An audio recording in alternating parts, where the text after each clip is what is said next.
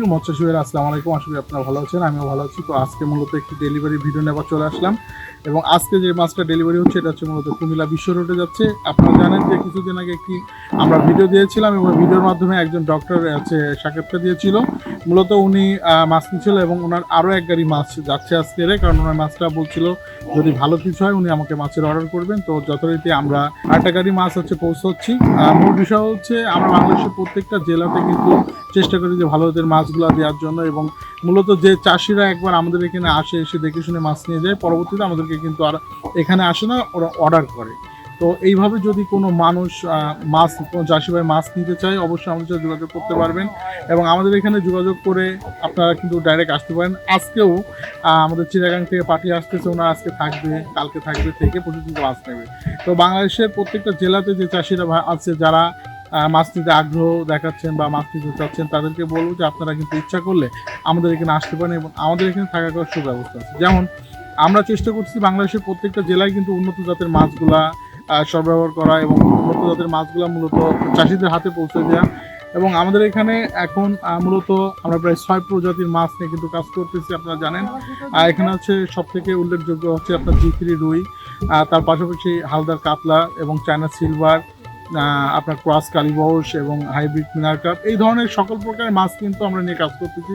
আপনারা জানেন আমরা বাংলাদেশের বিভিন্ন জেলার থেকে কিন্তু আমাদের এখানে মাছ নিতে আসতেছে, এবং আমরা কন্টিনিউ যে মাছগুলো ডেলিভারি করতেছি এর প্রত্যেকটা সাক্ষাৎকার কিন্তু আমরা ভিডিওর মাধ্যমে আমাদের চাষি ভাইদের উদ্দেশ্যে আমরা ভিডিও ছেড়ে থাকি। তো শুধুমাত্র আপনারা ইচ্ছা করলে আপনাদের প্রজেক্টে কিন্তু আমাদের এখান থেকে মাছ নিয়ে যেতে পারেন, আপনারা আসতে পারেন। এবং যদি মনে করেন যে না আমরা অনলাইনে অর্ডার করবো, সেক্ষেত্রেও কোনো ব্যাপার না, আমরা কিন্তু আমাদের এই মাছগুলো আপনাদের প্রজেক্টে পৌঁছে দিতে পারবো।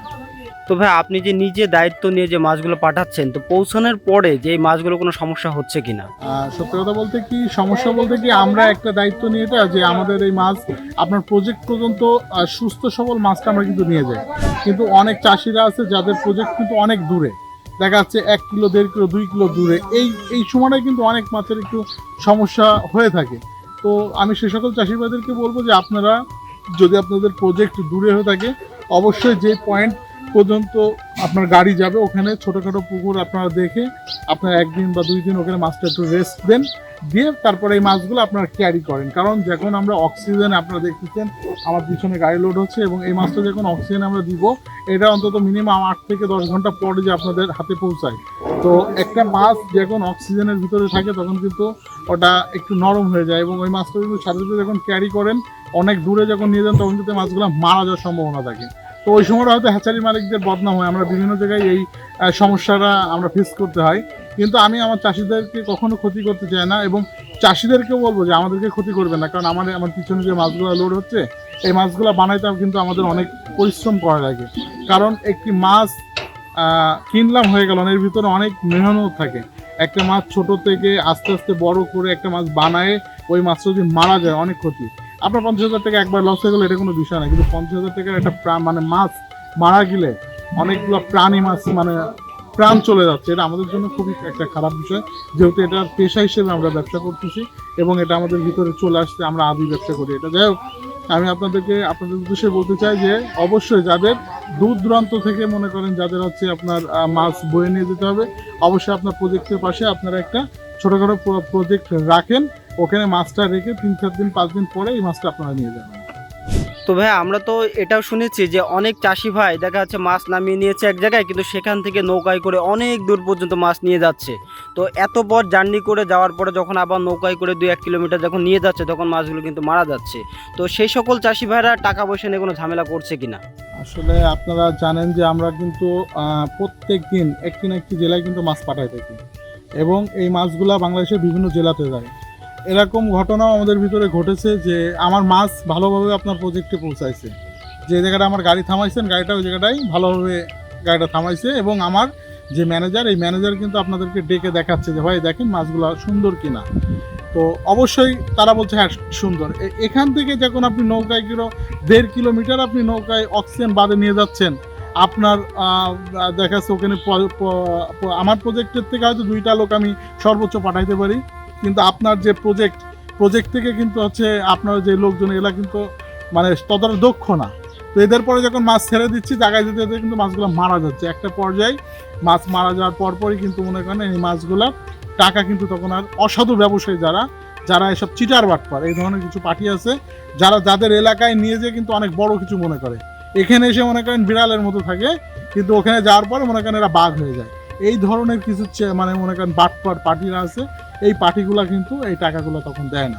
একটা পর্যায়ে দেখা যাচ্ছে আমরা বিশ্বাসের পরে দেখা যাচ্ছে আপনার 2 লাখ টাকার মাছ নিচ্ছে, আমরা 1 লাখ টাকা অগ্রিম পেড করতেছে এবং 1 লাখ টাকা মনে করেন ওখানে যাওয়ার পরে দেবে, তখন এই মাছগুলো দেখা যাচ্ছে কিছুতে কিছু হয়ে গেলে ওনারা টাকা দিচ্ছেন। এই ধরনের ফেস কিন্তু আমাদের প্রতিনিয়তই পড়তে হচ্ছে।